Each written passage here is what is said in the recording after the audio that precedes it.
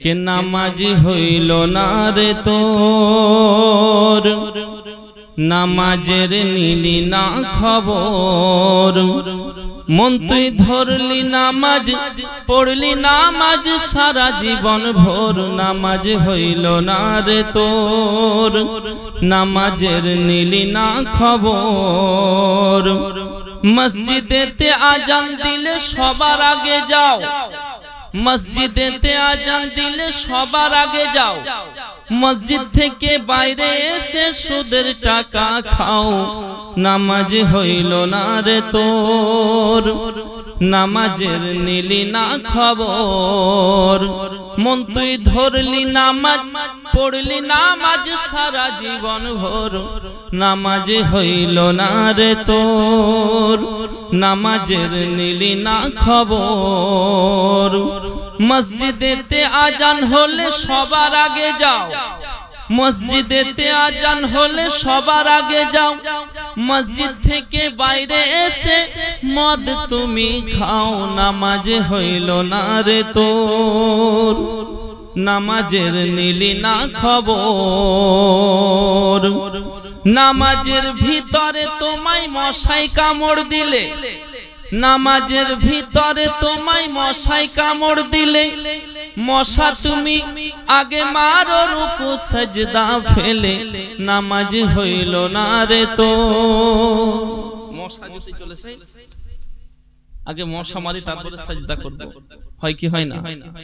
নবী পাকের সাহাবী হযরতে আলী রাদিয়াল্লাহু তাআলা আনহুর পায়ে তীর ঢুকে গেছে।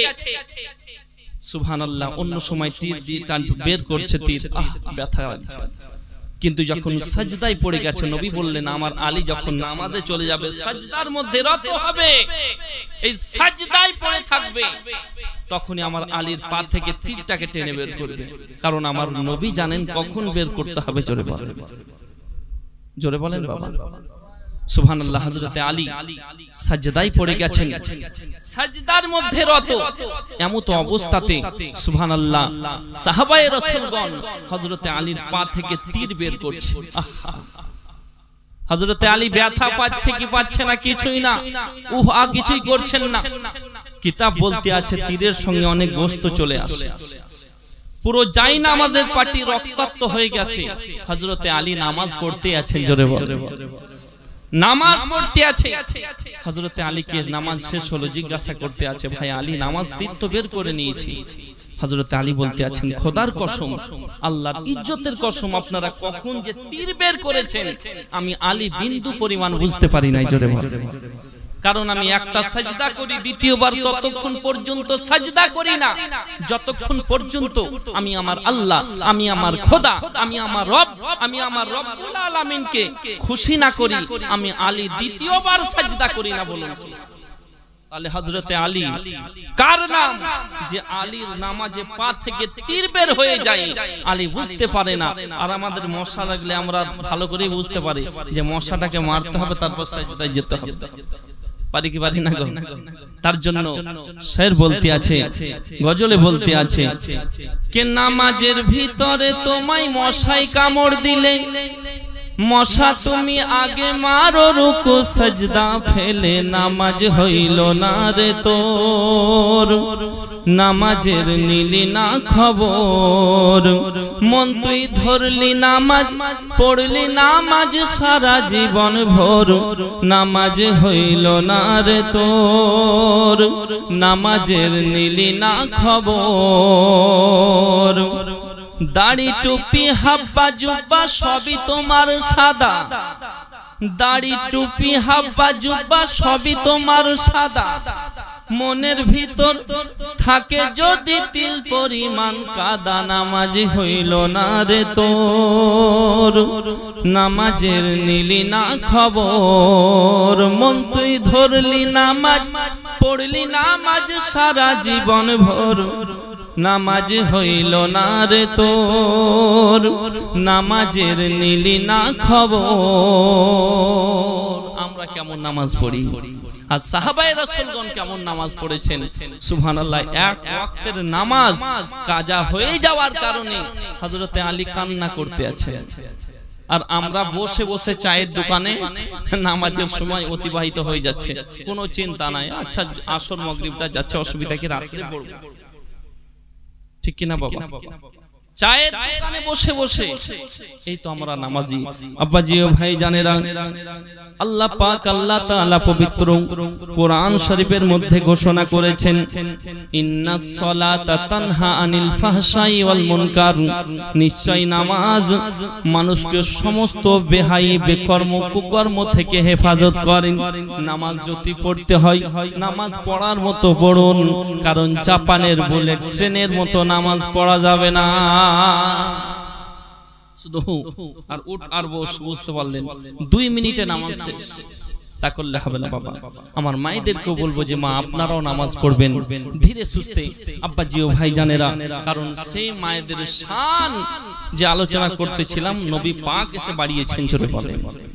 কিন্তু আফসোস কি জানেন, যে কোনো বাড়িতে যদি প্রথম সন্তান কন্যা হয়ে যায় তাহলেই কিন্তু বাস মন খারাপ।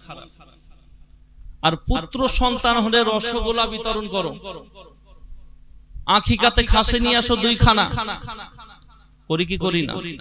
আর যদি কন্যা সন্তান হয় তাহলে মুখটা ভারী, আর যদি দ্বিতীয় কন্যা সন্তান হয় আরো মনটা খারাপ। আচ্ছা না নেই? অনেকে রয়েছে। আব্বাজি ও ভাই জানেরা, আল্লাহ রাব্বুল আলামিন যখন বেশি বেশি খুশি হন 3টে জিনিস উপহার দেন। আল্লাহ রাব্বুল আলামিন প্রথম নাম্বার হলো যখন খুশি হন মেহমান সেই বাড়িতে পাঠান। দ্বিতীয়, যখন খুশি হন তখন কি করেন? বৃষ্টি বর্ষণ করেন। আবার যখন খুশি হন কন্যা সন্তান পাঠান। জোরে বলুন সুবহানাল্লাহ। আমার আল্লাহ পাক বলতে আছেন যে পৃথিবীর মানুষ তোমরা শুনে নাও, তোমরা ভালো করে জেনে নাও, কন্যা সন্তান হলো খুব গুরুত্বপূর্ণ। এবং আমার নবী পাক বলেছেন যেই বাড়িতে কন্যা সন্তান হবে, কারণ আমি নবী কন্যা সন্তানকে বেশি ভালোবাসি। যার পরস্পর 2টি কন্যা সন্তান সেও জান্নাতি, যার একটি কন্যা সন্তান সেও জান্নাতি। কিন্তু কন্যা সন্তানকে সঠিকভাবে কালচার দিয়ে, সঠিক শিক্ষা দিয়ে তাকে লালিত পালিত করতে হবে এবং ভালো পাত্র দেখে বিবাহ দিয়ে দিতে হবে বাবা। এই কাজটা আমাদের করার দায়িত্ব। আব্বাজি ও ভাই জানেরা, পৃথিবীর বুকে এমন একজন মহিলা ছিলেন বাবা, যার পরস্পর 3টি কন্যা সন্তান হয়েছে। 3টি কন্যা সন্তান হওয়ার পরেও সেই মহিলার পেটের মধ্যে আবার 4র্থবার বাচ্চা এসেছে। 4র্থবার তিনি গর্ভবতী হয়েছেন।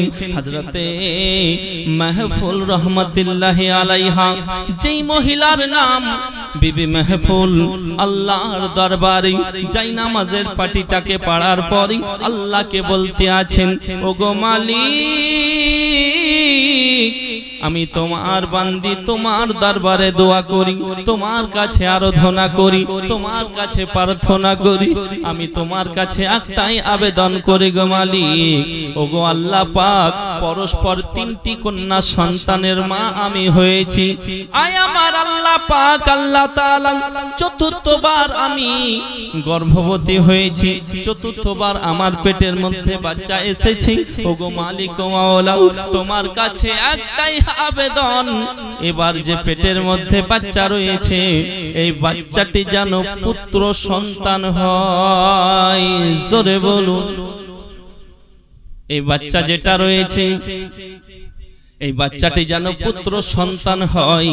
পরস্পর 3টি কন্যা সন্তানের মা আমি হয়েছি। এই কথা যখন বলতে আছেন, সাথে সাথে এই দোয়াটাকে করতে আছেন। আর এই দোয়া সমাপ্ত হয়ে যাওয়ার পরে স্বামীকে ডাক দিয়ে বলে, ওগো প্রাণের স্বামী,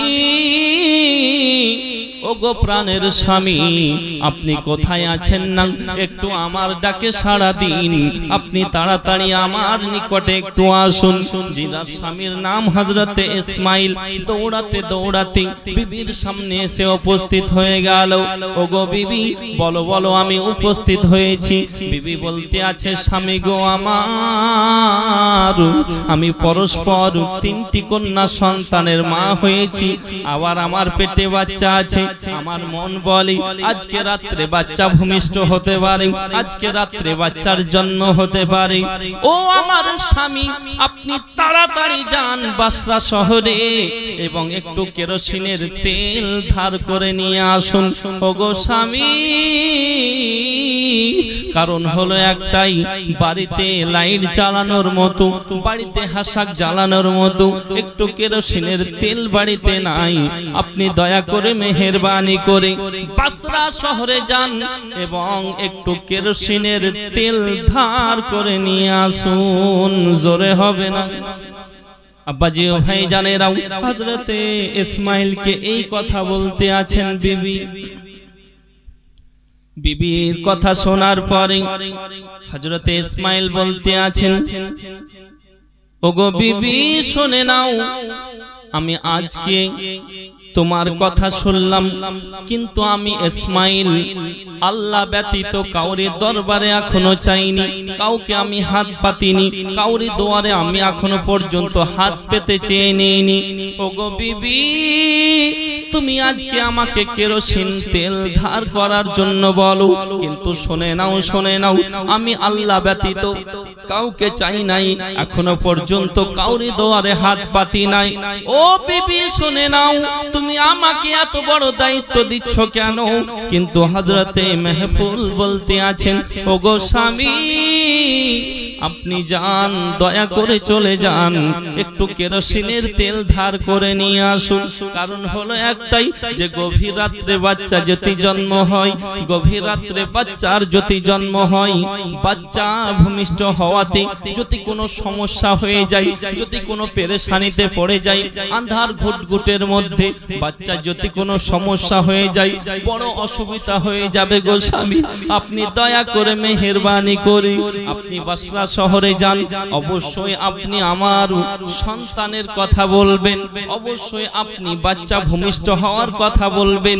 এই কথা শোনার পরে অনেক দয়ালু লোক রয়েছে, অনেক মানুষ রয়েছে যারা গরিবদেরকে দান করে। আপনি তাড়াতাড়ি যান এবং এই কথাটা তুলে ধরবেন। অবশ্যই আমরা গরিব হলেও আমাদেরকে আল্লাহ ভালোবাসে।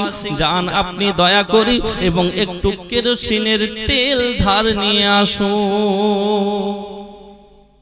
স্বামীকে এই কথা বললেন। স্বামী বলতে আছেন, বিবি গো, তাই তো, তুমি যখন বলছো তখন তোমার কথা তো রাখতেই হবে। ওগো আমার মা খালা, শুনে নিন, রাতের বেলা মা জননী হযরতে ইসমাইল এক পা দুই পা দুই পা করতে করতে বাসরা শহরে চলে গেলেন। বাবা, বাসরা শহরে যাওয়ার পরে বাসরা শহরের মধ্যে সবচাইতে যিনি টাকাওয়ালা, সবচাইতে যিনি ধনী ব্যক্তি ছিলেন, তিনার ঘরের দরওয়াজায় যাওয়ার পরে আওয়াজ দিতে আছেন, আসসালামু আলাইকুম ইয়া আহলাল বাইত। ওগো ঘরের মালিক, তোমাদের প্রতি আল্লাহর রহমত বর্ষণ হোক। এই কথা বলার পরে চুপচাপ দরওয়াজার সামনে দাঁড়িয়ে আছেন সেই বাড়ির মালিক, সবচাইতে বড় টাকাওয়ালা ব্যক্তি। তিনি দরওয়াজার সামনে এলেন। কি ব্যাপার? আমার নাম ইসমাইল, অনেক দূর থেকে এসেছি, একটু কেরোসিনের তেল যদি ধার দিতেন, আমার বিবির বাচ্চা ভূমিষ্ঠ হতে পারে আজকে রাত্রে। লাইট জ্বালানোর মতো একটু কেরোসিনের তেল বাড়িতে নাই। জোরে বলে, আমাদের এত অভাব নাকি বাবা? অভাব নেই। হযরতে ইসমাইল বলতে আছেন, দয়া করে মেহেরবানি করে যদি একটু কেরোসিনের তেল ধার দিতেন, বড় উপকৃত হতাম। একটু দেবেন না? হযরতে ইসমাইল এই কথা যখন বলতে আছেন, বড় বাড়ির মালিক বলতে আছে, ওগো ইসমাইল শুনে নাও, আমি তোমাকে কেরোসিনের তেল ধার দিতে পারবো না। কারণ হলো একটাই, তোমাদেরকে যদি কেরোসিনের তেল ধার দিই তাহলে তুমি পরিশোধ করতে পারবে না। যারা টাকাওয়ালা দেখবেন, বড় লোক দেখবেন, তারা গরিবদেরকে খুব নিচু নজরে দেখে। এই গরিব মানুষ কি আছে, কত টাকার মালিক সে? একবার দরুদ পাঠ করুন তো দেখি। আল্লাহুম্মা সাল্লি আলা সাইয়্যিদিনা লানা মুহাম্মদ ওয়ালা আলে সাইয়্যিদিনা ওয়ালা আলে সাইয়্যিদিনা মাওলানা মুহাম্মদ আল্লাহুম্মা সাল্লি আলা সাইয়্যিদিনা মাওলানা মুহাম্মদ ওয়া আলা আলিহি সাইয়্যিদিনা ওয়ালা আলিহি সাইয়্যিদিনা মাওলানা মুহাম্মদ সাল্লাল্লাহু আলাইহি ওয়াসাল্লাম। সুবহানাল্লাহ। হযরতে ইসমাঈল বলতে আছেন যে ওগো আমার বড় বাড়ির মালিক, আপনি দয়া করে যদি একটু কেরোসিনের তেল ধার দিতেন। সুবহানাল্লাহ, কতই না গরীব ছিলেন, কিন্তু তারপরে বড় বাড়ির মালিক কি করলো যে হবে না। দেখবেন মাদ্রাসার অনেকে চেক নিয়ে যায় বড় বাড়িতে, যে টাকাওয়ালা তো জমি জায়গা আছে, বোধহয় ধান টান দেবে বেশি করে। কইগো চাচা 50 কিলো বা 1 কুইন্টাল ধান দেন, বুঝছেন না, 5 কিলো লেখো বা 2 কিলো লিখো। আচ্ছা, এই যে হযরত বলছেন যে এই তো আমার অবস্থা এরকম। তো এই যে মাদ্রাসায় চেক নিয়ে গেলে, আচ্ছা মাদ্রাসাতে আপনি দান দিচ্ছেন, আপনি ভাবছেন আমার দান কমে যাবে না বাবা। এই যে আজকে অনেকেই দিয়েছে টাকা, এই যে লাইন ধরে আছে। সুবহানাল্লাহ। আমরা চেষ্টা করি যে কিভাবে, কারণ টাকা তো আমি পকেটে ভরে নিয়ে যাব না। এই যে টাকা উঠলো, সুবহানাল্লাহ, আপনাদের এই কবরস্থান নির্মাণের কাজেই কিন্তু খরচা হবে। হবে কি হবে না? এই যে মাওলানা সাহেব আছেন সভাপতি মশাই, উনি মাদ্রাসায় পড়ান। সুবহানাল্লাহ, ওনার সঙ্গে গল্প হচ্ছিল, খুব ভালো মনের মানুষ। তো উনি যাই হোক চেকের বিষয় মাদ্রাসায় যেটা আমাদেরকে কত আছে 1000 টাকা, সুবহানাল্লাহ, আমার ভাইজানের শাশুড়ি দিয়েছে। শাশুড়ি কত সুন্দর দেখুন, 1000। কিন্তু আমরা 2 ঘন্টা 4 ঘন্টার জন্য একটা বক্তা আনি, বক্তাকে দিয়ে দিই 15,000 20,000। কিন্তু ইমাম সাহেব একটি মাস, সারা মাস ডিউটি করার পরে আর বেতন থেকে যায়, বুঝতে পারলেন, 5,000। আচ্ছা, ইমাম সাহেব যখন পেট্রোল পাম্পে যাওয়ার পরে বলবে 1 লিটার তেল দিন গাড়িতে ভরার জন্য। আচ্ছা, আপনার জন্য এক রেট, ইমাম সাহেবের জন্য আর এক রেট হবে না? সেম রেট হবে, টাকার দাম একই নেবে।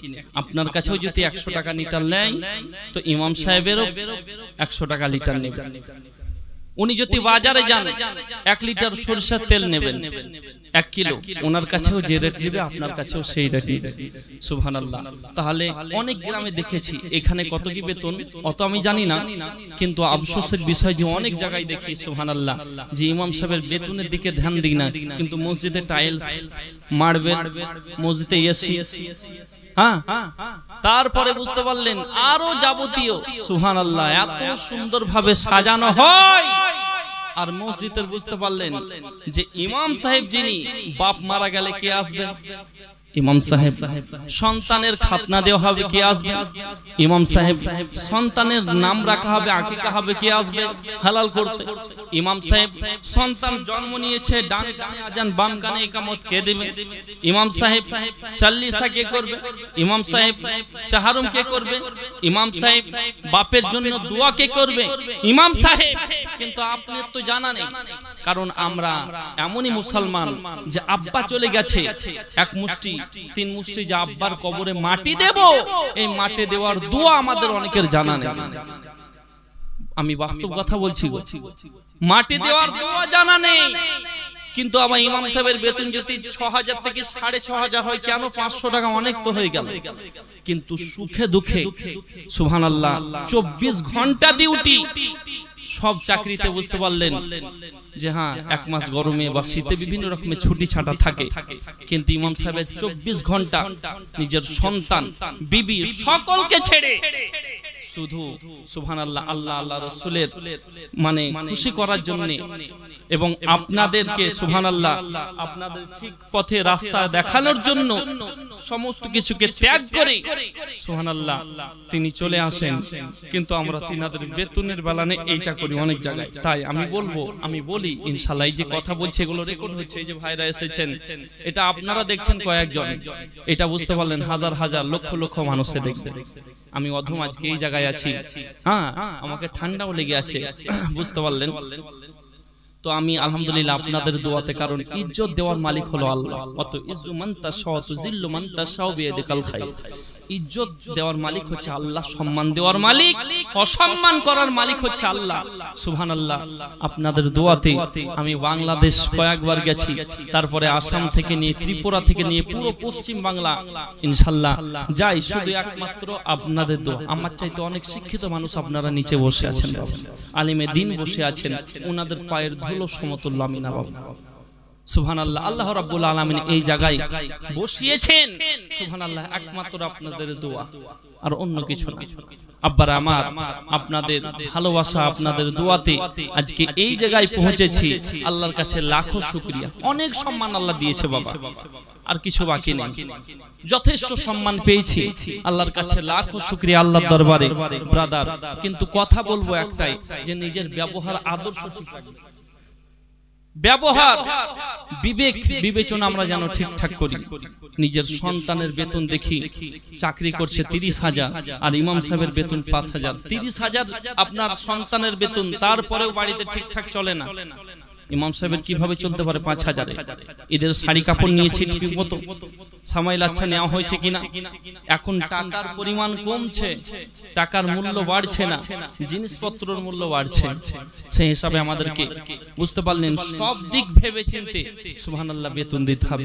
আমি যেখানে থেকে আমাকে 15,000 দেয়, আমি আয়াসে থাকি, আমাকে 15,000 দেয়, তো আমি কি বলি যে না আমি তো ডিউটি আলহামদুলিল্লাহ করি, মাদ্রাসায় পড়াই আলহামদুলিল্লাহ আপনাদের দোয়াই, ওরা ভালোবেসে আমাকে দেয়। যে আমি এখনো পর্যন্ত প্রায় 6 বছর হয়ে গেল আমি এখনো কোনোদিন বললেন যে আমাকে টাকা দাও। কিন্তু অন্যান্য জায়গায় যখন ইমামদের বলে হুজুর আমাকে 3,500 দিচ্ছে, 4,000 3,000 আমাকে দুঃখ লাগে। আপনারা দুঃখ পাবেন না বাবা, খুব কষ্ট লাগে বলে এই কথাগুলো বলি। আপনাদের এইখানে যে কত বেতন দেয় আমি সেটা জানি না, আপনাদের এখানকার জন্য বলছে না, তবে যদি এরকম হয়ে থাকে একটু খেয়াল রাখবেন ইমামের দিকে, কারণ ইমাম মানে হচ্ছে নেতা। ইমাম মানে কি? নেতা। তাকে যদি দুঃখ দেন, তার বাড়িতে স্ত্রী বুঝতে পারলেন ওষুধ ব্যাগ করে কান্না করছে, আর আপনি বলছেন আমার আব্বার জন্য একটু দোয়া করে দেন, আচ্ছা মন থেকে দোয়া বের হবে না? বেবির কথা মনে পড়বে? একটু বলেন, হ্যাঁ না বলেন না? অনেক আলোচনা শুনেছি, বিভিন্ন জীবনে শুনতে পাবেন আমার ইউটিউবে। আমি আজকে অন্যরকম আলোচনা করছি, তো একটু খেয়াল রাখতে হবে আব্বারা আমার। যাই হোক মুহাব্বতে বলেন সুবহানাল্লাহ। একদিন তোমায় মরতে হবে, তুমি ভুলে যেও না, হবে মাটির বিছানা গো তোমার আসল ঠিকানা। এ বাড়ি গাড়ি টাকা কড়ি কিছুই যাবে না, হবে মাটির বিছানা গো তোমার আসল ঠিকানা।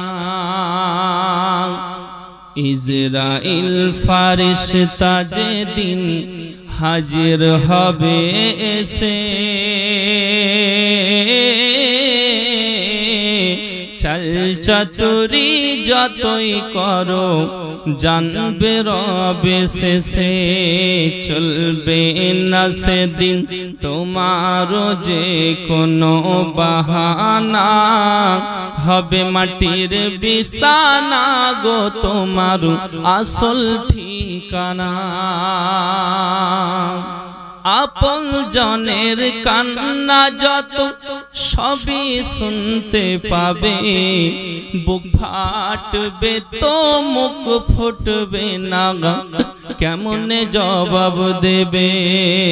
কি করে বুঝাবে তুমি, কি করে বুঝাবে তুমি মনের বেদনা? হবে মাটির বিছানা গো তোমার আসল ঠিকানা। জোরে বল।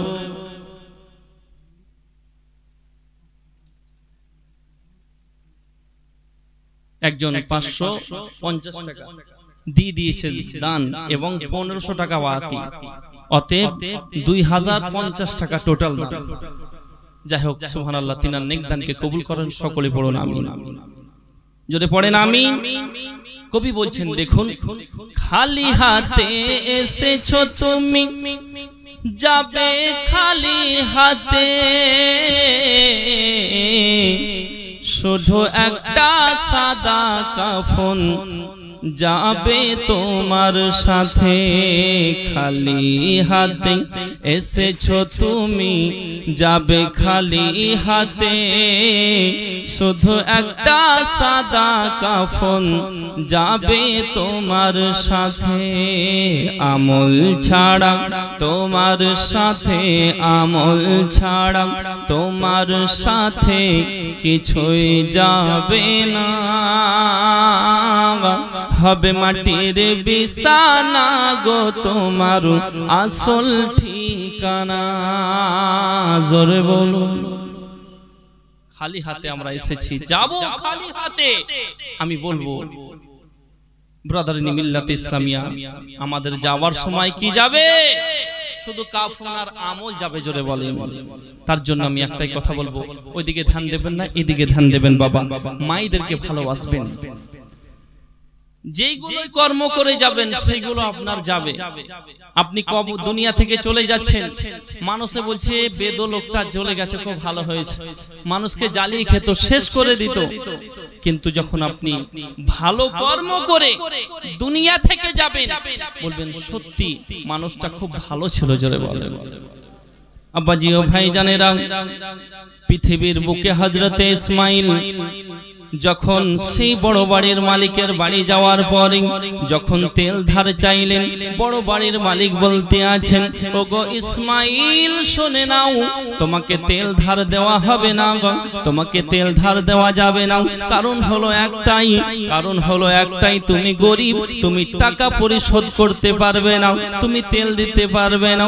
ওগো ইসমাইল, যাও যাও, আমার বাড়ি থেকে অন্য কোথাও চলে যাও। হযরতে ইসমাইল অন্য বাড়ি চলে গেলেন। আর একটা বাড়ি যাওয়ার পরে সেই বাড়ির মধ্যে দরওয়াজাতে আওয়াজ দিতে আছেন। সেই বাড়িওয়ালা যখন বের হয়ে আসলো, সেই বাড়িওয়ালা বের হয়ে আসার পরে সেই বাড়িওয়ালাকে বলতে আছেন, ওগো ভাই, আমার নাম ইসমাইল, আমি অনেক দূর থেকে এসেছি, কিছু যদি তেল দিয়ে দিতেন, কেরোসিনের তেল একটু ধার দিয়ে দিতেন, বড় উপকৃত হতাম, বড় আমার ফায়দা হতো। কারণ আমার বিবির পেটে বাচ্চা রয়েছে, বাচ্চা ভূমিষ্ঠ হতে পারে।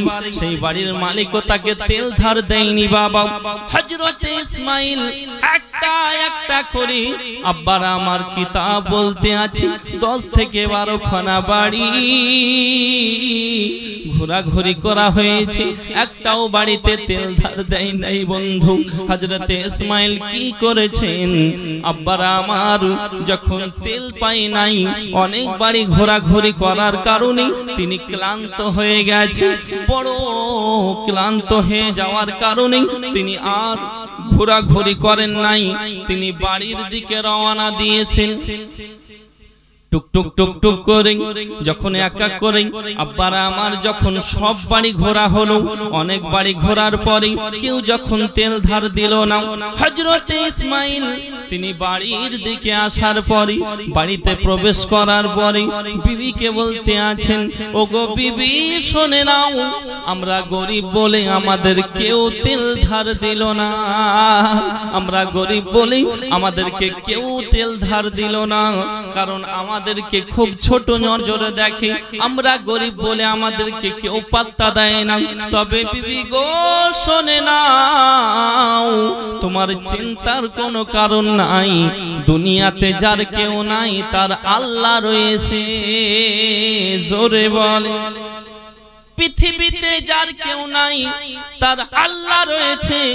ওগো বিবি শুনে নাও, দয়া করে মেহেরবানি করে তুমি আল্লাহর উপরে ভরসা করো, আল্লাহর উপরে অটুট বিশ্বাস রাখো। আমি তোমার জন্য দোয়া করি, আমি তোমার কাছে তোমার জন্য আল্লাহর দরবারে আরাধনা করি। আমার আল্লাহ পাক আল্লাহ তাআলা জানো তোমার বাচ্চা প্রসব হতে কোনো যেন অসুবিধা না করে, তোমার বাচ্চা যেন সুন্দরভাবে প্রসব হয়, ভূমিষ্ঠ হয়। আমি আল্লাহর দরবারে দোয়া করি। কোন স্বামী যখন তার বিবির জন্য দুই হাত তুলে আল্লাহর দরবারে দোয়া করবে, সেই বিবি জান্নাতি, জান্নাতি বলুন সুবহানাল্লাহ। ব্রাদার ইন মিল্লাত ইসলাম। এবং কোন বিবি যখন স্বামীর জন্য দোয়া করবে, সেই স্বামীও জান্নাতি, জোরে বলেন। কিন্তু পিতা মাতাকে তো ভালোবাসতে হবে, হবে কি হবে না? সুবহানাল্লাহ।